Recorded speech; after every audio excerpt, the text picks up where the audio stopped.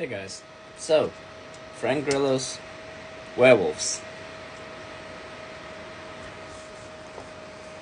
It's good. This is how you make a werewolf movie. Now, it is an indie movie. One way you can tell is because it has a buttload of producers and executive producers. Basically, what that means is just that the people who helped pay for this movie, Frank himself is one of them. Now, is that a bad sign? Not necessarily. In this case, no. I wouldn't say so. The story is here and there a little bit inconsistent, but not something that takes you out of the movie. The special effects, though, that's where the movie absolutely shines. The werewolves looks beautiful. The transformations are CG, but the wolves themselves are practical. And so are the injuries that they cause on people.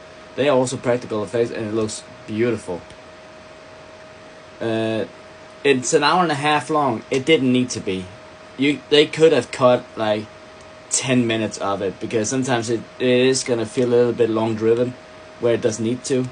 But all in all, this is a solid werewolf movie. Now, are there other werewolf movies I'd rather watch? Sure, I can think of a few, but are there any recent ones I'd rather watch? Not really. Not really. Now, the cast is great. So, clearly, the budget went to the actors and the special effects. That's pretty much what I went into. The story is incredibly simple, but it also doesn't need to be complicated. It's a very simple story.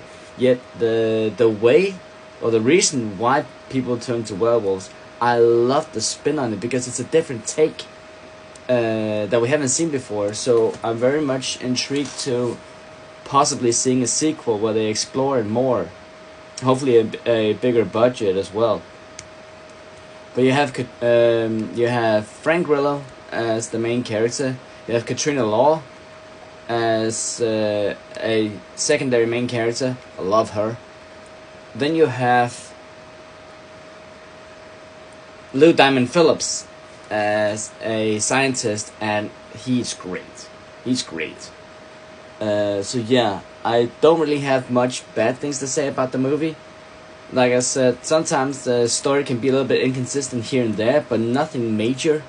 The weapons that they use in the movie are clearly a mixture between real guns and airsoft. There is one thing in the with gun that for the standard viewer ain't gonna know about whatsoever, but there is one thing I want to point out, and that is that they put an M2 Gatling gun on the bed of a pickup truck.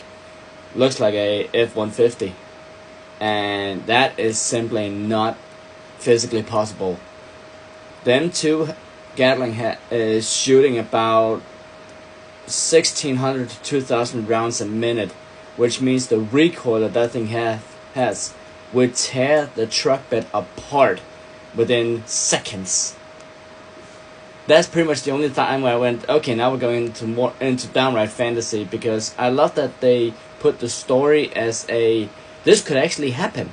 This isn't just some fantasy thing. This could potentially happen. Now, is it fantasy? Obviously, it's a werewolf movie. It is going to be fantasy.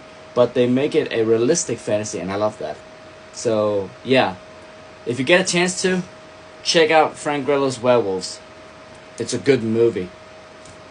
Thanks for listening, guys. See ya.